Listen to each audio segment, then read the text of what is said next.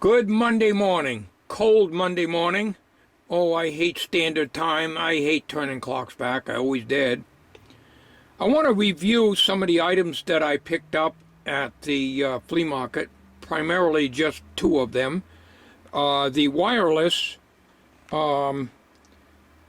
thing, which is right there,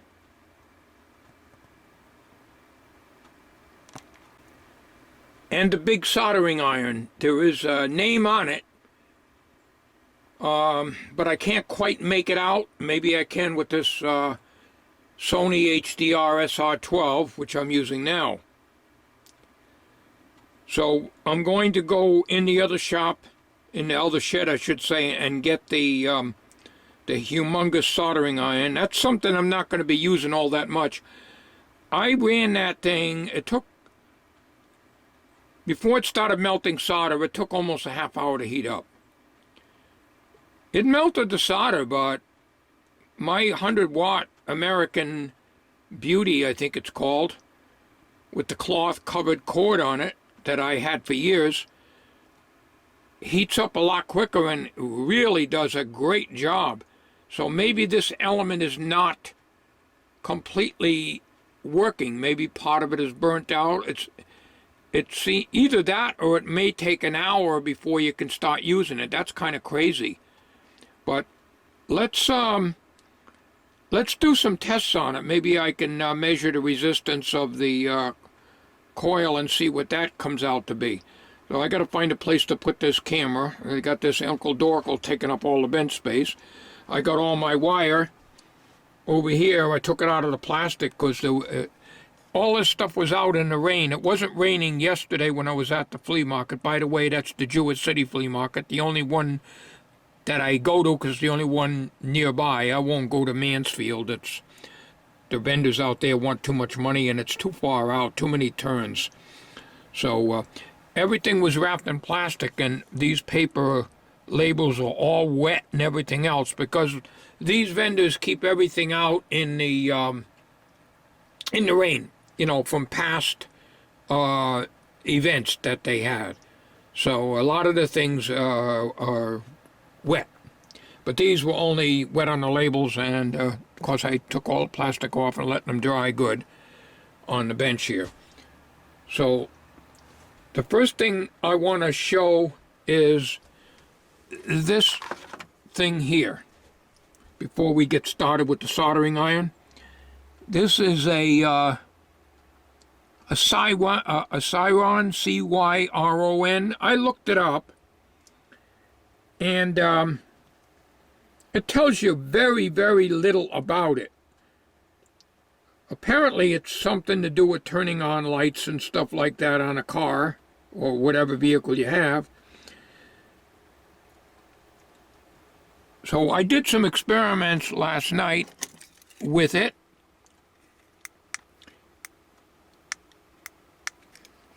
I tried to measure the frequency. I couldn't find any information as to what frequency this thing works at. Nothing's marked on it. No information whatsoever. So I tried the 100 megahertz scope here and the 60 megahertz scope, and it seems like I'm getting a little pulsing out of it, but I cannot measure what the frequency is. I didn't try to put a frequency counter on it. This goes up to 1.2 gigs. I guess I could probably try it on that. But all I do is just take the BNC and lay it with a little piece of wire sticking out of it and see if it can pick up anything from this. It's not a big deal. What is a big deal is this. There are two remote controls. One has a good battery. The other one was leaking a little bit. I have never seen a battery like this. It's a 12 volt. It's about half the diameter. I'm always off camera. Half the diameter. Let me get you closer here on the bench here, then you can probably see it. If I can ever get myself centered here. It's probably half the diameter of a AA, and There goes the bench again. I got to do something with this damn bench. Everything's rolling off of it. Now I'm off camera again. It's 12 volts.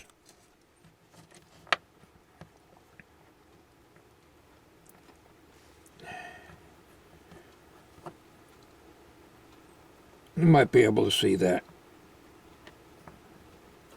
I have never seen a battery like this. On the receiver itself, the gray wire is the antenna.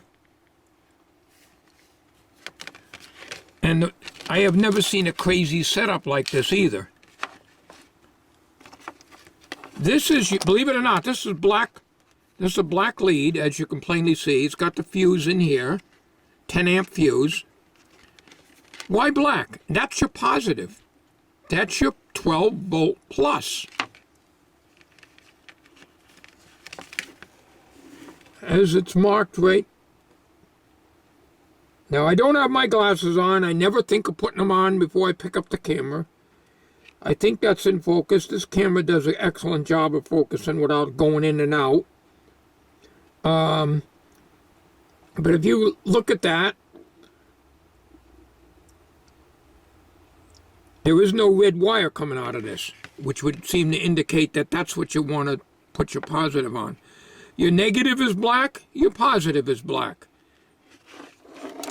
And this is the circuit diagram down here as to how to hook it up. Let me see if I can get you in here so you can see that this is the diagram that they give you on the card that this came in.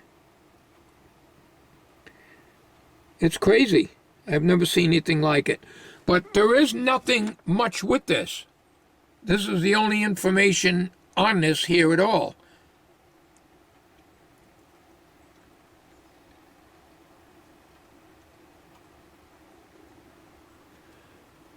Brand new.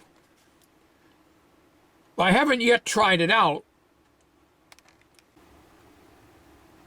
Like I say, there's one working remote. The other one has a bad battery in it. I've never seen it. There's no number on this battery. I looked with my every magnifier I got. So, all right, so that's, I'm going to have to experiment with this. But I have no idea what frequency this is. It doesn't say anything on the back here. All right, so that's enough of this. Now I'm going to go out and get the humongous soldering iron, and I'm going to see if I can zoom in closely on the side of the iron and see if I can get any information off of that. And I got to keep this video short. I'm shooting in HD here, which is going to be a problem if I let it go too long. Come right back in a minute.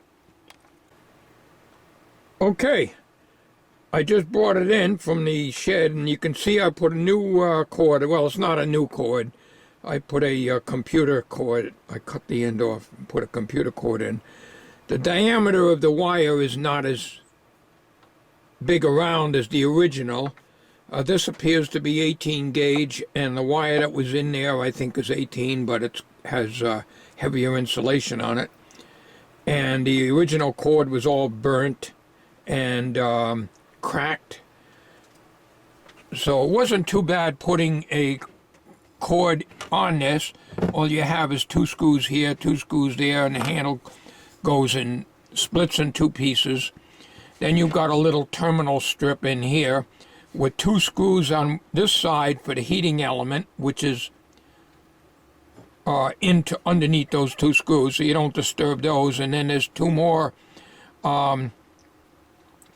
screws over here where the black and the white wire go to, and then there's the green wire goes up, and on the end of the barrel that goes into the handle here, there's a screw and an eyelet connector for the green wire. So this thing took,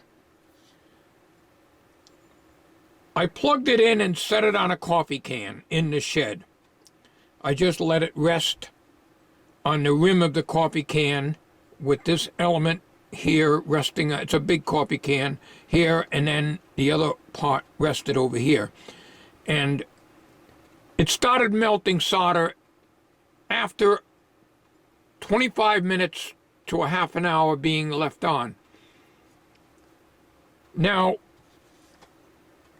before we get down and read or try to read the information down here on the shank, I want to tell you a little bit about my experiences. When I was going to junior high, I took sheet metal work. Back then we had these big soldering irons. The head was about, the tip was solid copper. You'd throw in the gas flame, like the Bunsen burners that have, and you'd heat them up. Then you file them with a file. That's the way the teacher showed us to do it. You dip them in, I think it's no corrode soldering paste or something. That's acid flux. That is not rosin core. And we used to make things out of galvanized sheet metal. You tin the iron with 50-50 solder. When we used to put the pieces of metal together, the teacher would tell us to cut the solder in 1/4-inch pieces. Lay your soldering paste down first on your sheet metal, then drop the 1/4-inch pieces of 50-50 solder on your work, then take your iron and just melt it. That's the way we were taught. But that's acid core solder. If anybody has ever used one of these, my question to you is, if this was used on acid core solder, can I still use this now on rosin core solder? Because when I was melting this solder here, and I'm going to show you a close-up of it, it was melting and it got hot, but it didn't seem to get anywhere near as hot as my American Beauty 100 water, which I've used before. So if I was to try to solder onto a radio chassis, this would not give me enough heat. It was just barely melting the solder after a half an hour. So maybe it's defective. Maybe maybe part of the coil is burned out. I don't really know. I would think there's just one coil in here. It's 300 watts. I haven't measured the wattage. So maybe some of the elements burnt out. I don't know. Let me get you a close-up look of the tip here. I was using 50-50 solder rosin core to tin this iron. You can see now it's discolored down the side because it was running down the flux and everything. Because when I got this iron, it was pretty much fairly clean on the copper until I used it. So maybe this was used on acid core solder. Even though it was tinned when I got it, it could have been tinned with acid core solder. So I really don't know. Is that going to be a problem, me using it? Do I have to file this tip? Which is something you're never supposed to do, but that's the way I was taught back when I was in junior high. Yes, they had junior high back in my days. They don't have any such thing as junior high. I guess they call it middle school now. I don't know. It was the 9th grade. That's all I know. The best part of school is the shop class. I hated everything else, especially math. Okay, here is the close-up of the shank. Here's the soldering iron here. Okay, it's not on. All right, here's the information. I can't make that word out because it looks like it's scratched off on the top. So some of the letters are missing. That's what I like about this camera. When you get it close up, it stays in focus. It does a good job. Hope you can read that. Deep River, Connecticut. That's about 50 miles from me. 50, yeah, about 50 miles. I've been down there. I used to have relatives that lived there many years ago. Very familiar with that area. Well, I was 30 years ago. All right. And there's the number 78 that I mentioned on the video. 300 watts. So that's primarily it. Let me measure the resistance. Hang on a minute. Take my word for it. It's 180 ohms. The coil resistance is 180 ohms. So I'm not going to plug it in here because it's going to take well over half an hour to heat up.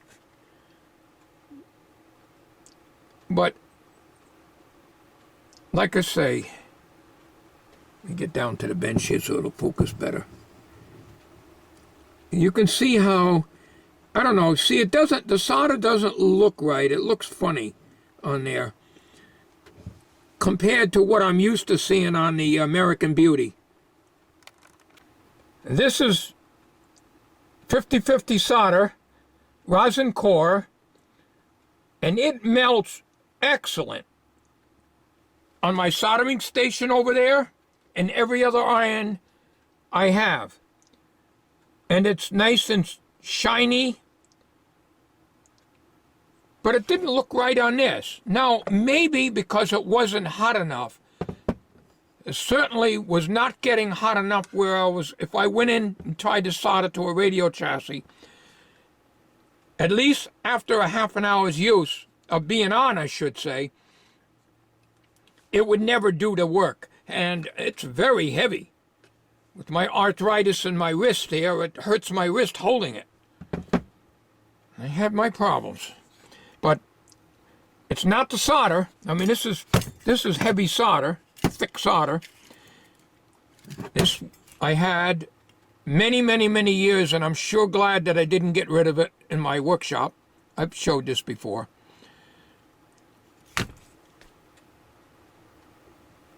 So that's all on this video here. I just wanted to show you that. And thanks for the tip. Jim Asbell gave me the Belden number. Years ago, I used to have a Belden catalog and could look that stuff up. And I guess I could have looked it up, but I've been so busy.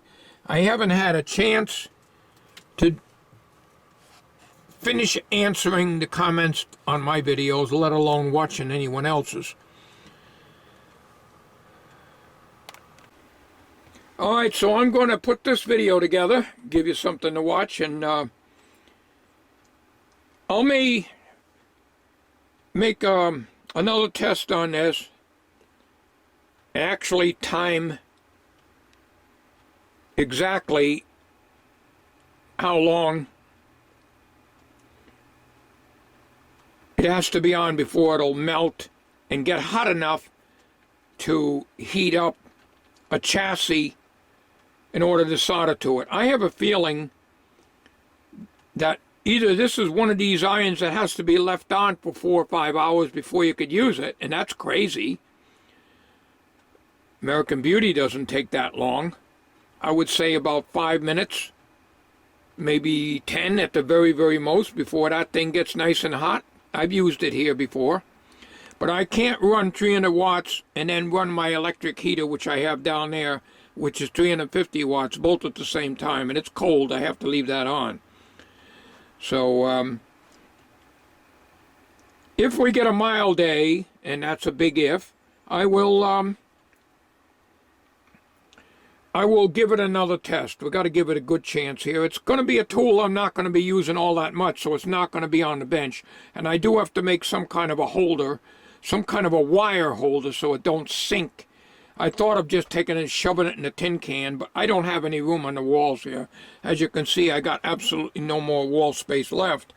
here in this crowded little humble abode of mine.